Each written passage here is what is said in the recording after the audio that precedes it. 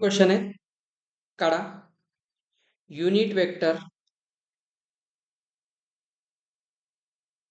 in the direction of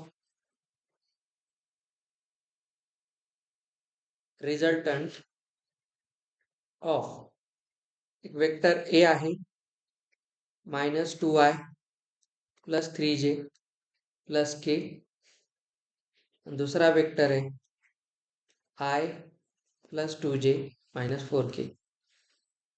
आपल्याला माहिती आहे रिझल्टंटचा युनिट वेक्टर काढायचा आहे. युनिट वेक्टरची काय डेफिनेशन आहे? Vector divided by magnitude. तर ए आणि बी चा रिझल्टंट काय असतो? ए स्क्वेअर प्लस बी स्क्वेअर. म्हणजे याचा मॅग्निट्यूड काढा, याचा मॅग्निट्यूड काढा.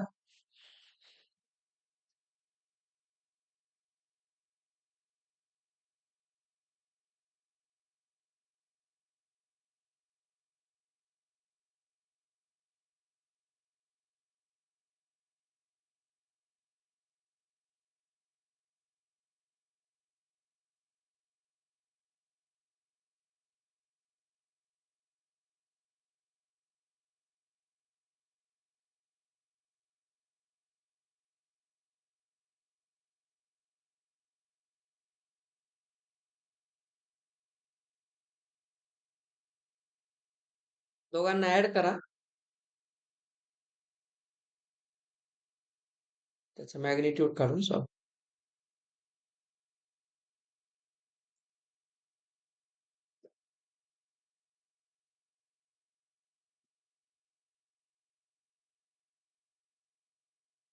तुम्हाला ऑप्शन देऊ.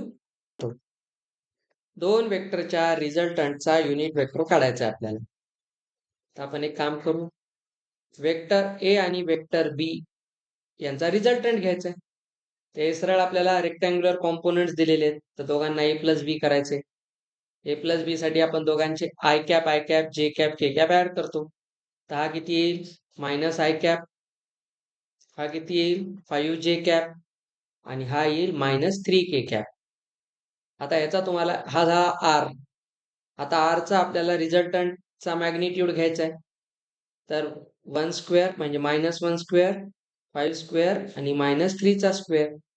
तर हा किती येतोय बघ? 1 प्लस 25 प्लस 9 म्हणजे हा √35 आला. हा झाला रिझल्टंटचा मॅग्निट्यूड.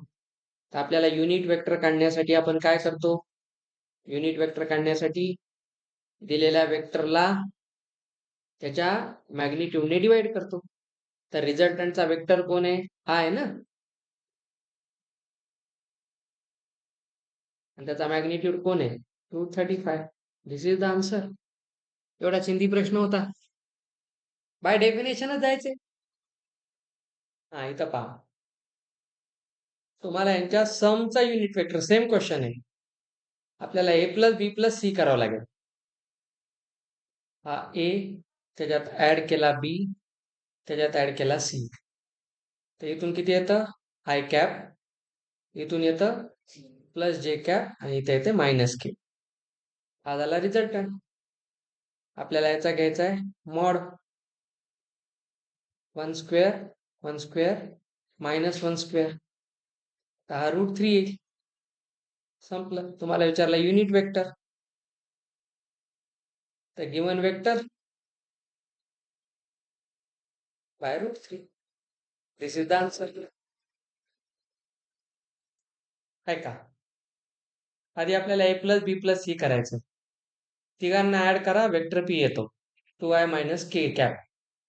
क्रॉस साठी आपण आय जे केली, तो ए क्रॉस बी. ए चे 1 1 3 आणि बी चे -1 1 4. आपण कसं लिहितो? आय ला हे दोन प्लस मायनस प्लस, हे 4 -3 हा झाला प्लस, मायनस जे धिस मायनस मायनस प्लस आणि के, तर हे क्यू येईल. तर इथं तुमचा पी आणि क्यू दोन वेक्टर आले. आता वर दोघांचा डॉट प्रोडक्ट. डॉट मध्ये आपण काय करतो? आय कॅप आय आणि जे आणि के हे 0 होतात. आणि इथे येते -2, इथे येते +2, हे 0 झालं. तर कॉस थिटा 0 चा अर्थ असतो थिटा 90, म्हणून अँगल 90 असेल. ठीक आहे. याची आपण प्रॅक्टिस उद्या परत करू. उद्या क्लास आहे आपला, सकाळी घेईल किंवा मी दुपारी घेईल. आता संध्याकाळी आहे लक्ष्म्यांचं. फक्त परवा सुट्टी असेल आपल्याला. 1 दिवस जाऊ शकता.